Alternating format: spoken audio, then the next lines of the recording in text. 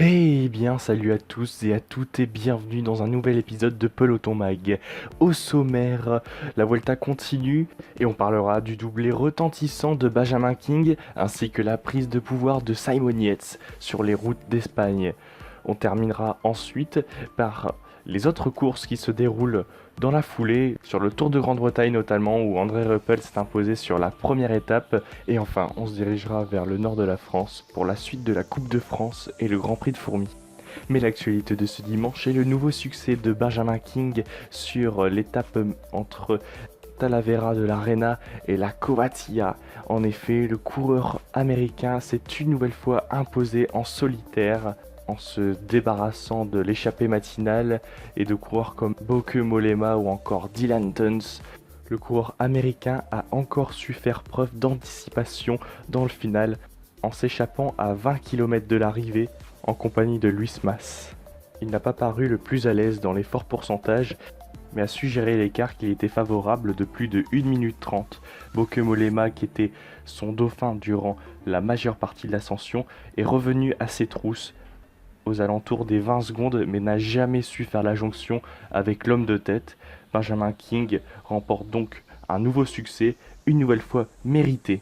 Il avait déjà remporté un succès sur cette Vuelta sur la 4e étape menant à Alphacar. Il avait également fait le même coup en s'échappant à quelques kilomètres de l'arrivée avec Nikita Stalnov, le Kazakh de la formation Astana. Il avait réussi à faire déjouer le plan de Pierre Roland qui semblait à ce jour le plus fort et il s'était imposé au sprint face au Kazakh Benjamin King qu'on n'attendait pas en ce début de Vuelta et pour le moment a un bilan plus qu'excellent. Son équipe ne peut être que plus satisfaite puisque c'est seulement le 3e succès de l'équipe Dimension Data sur les routes espagnoles. Le premier succès remontait à 2015 lors de la 10e étape, c'était Christian Sbaragli à l'époque qui avait remporté l'étape avec l'appellation ancienne MTN Kubeka. Il y avait d'ailleurs aujourd'hui 2 courses en une avec la course pour le classement général ainsi que la course pour l'étape. Au sommet de la Covatia, on pouvait s'attendre à un nouveau maillot rouge puisque Rudy Mollard, qui avait récupéré le maillot rouge quelques jours auparavant, n'a pas tenu lors de cette ascension. Et on pouvait s'attendre à ce que Alejandro Valverde récupère cette tunique, mais les attaques des multiples favoris dans cette ascension ont contredit les plans de l'Espagnol, puisque même son équipier s'est joint à cette bataille. On a retrouvé 5 coureurs au devant de la scène avec Miguel Ángel López, Nairo Quintana, Wilco Kelderman, Rigoberto Urán, Jonis Aguirre. Simon Yates a suivi d'étalon ses coureurs, et derrière dans la foulée il y avait le groupe mené par Thibaut Pinot également, où faisait partie également Alejandro Valverde. Ce dernier n'a pas réussi à tenir les roues des favoris et n'est donc pas le nouveau leader puisque c'est Simon Yates qui a pu contenir un écart suffisant de 15 secondes, ce qui lui suffit à devenir maillot rouge ce soir puisque c'était le favori le mieux placé au classement général derrière Alejandro Valverde. Il est au classement général leader de cette Vuelta pour 1 seconde simplement devant Alejandro Valverde et pour 14 secondes devant Nairo Quintana. Les 5 premiers sont en 17 secondes alors que le 8e Rigoberto Urán est seulement à 32 secondes.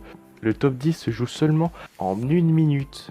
Cette Vuelta s'annonce donc très serrée et très indécise. Est-ce que Simon Yates aura le talent pour aller glaner ce Tour d'Espagne ?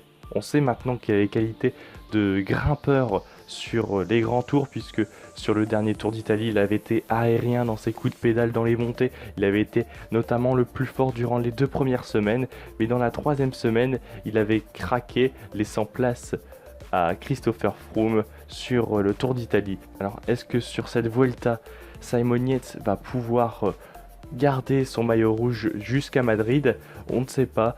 Mais une chose est sûre, il a l'air beaucoup moins aérien que sur le dernier Giro. On verra si ses principaux adversaires sont plus forts que lui ou pas. On change maintenant de pays et on se retrouve sur le Tour de Grande-Bretagne où de jolis noms sont présents sur cette course bien escarpée et bien pentueuse.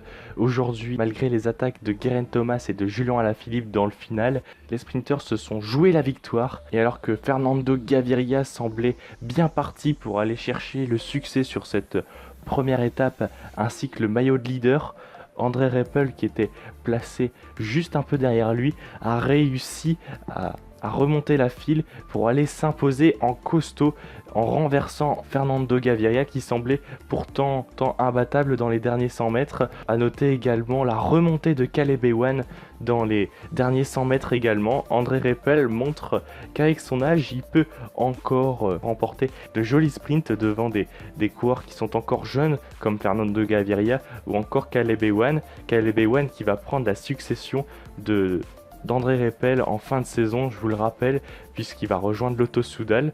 André Reppel, lui, récolte une 7e victoire cette saison et rejoindra, lui, l'écurie bretonne de la Fortuneo Samsic en fin de saison. On rentre en France maintenant où se disputait ce dimanche la suite de la Coupe de France avec le Grand Prix de Fourmies 2018 qui a été remporté par le champion national allemand en la personne de Pascal Ackermann. En effet, le talentueux sprinter allemand a su faire face à de belles têtes d'affiche sur ce Grand Prix Fourmies face à notamment à un Arnaud Démarque qui termine 2e de cette classique.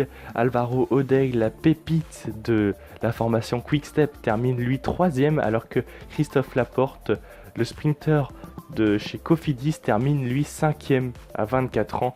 Le sprinter allemand est défini comme l'un des sprinters les plus prometteurs de sa génération. Pour rappel, Hugo Hofstetter garde la tête de cette Coupe de France. C'est ainsi que se clôture cette émission de Peloton Mag. J'espère qu'elle vous aura plu et on se retrouve très vite pour des prochaines vidéos. À bientôt.